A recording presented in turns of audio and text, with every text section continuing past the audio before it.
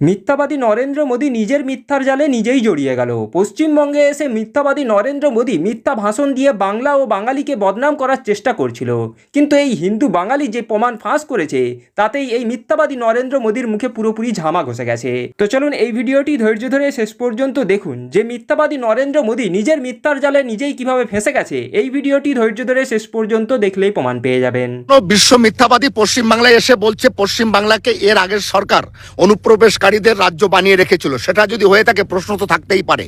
পাহেলগাঁওয়ে যখন 26 জন নিরীহ প্রাণীকে হত্যা করলো 4 জন জঙ্গি এসে, এই 4 জন জঙ্গি কোন সীমান্ত দিয়ে পার হয়ে এসেছিল?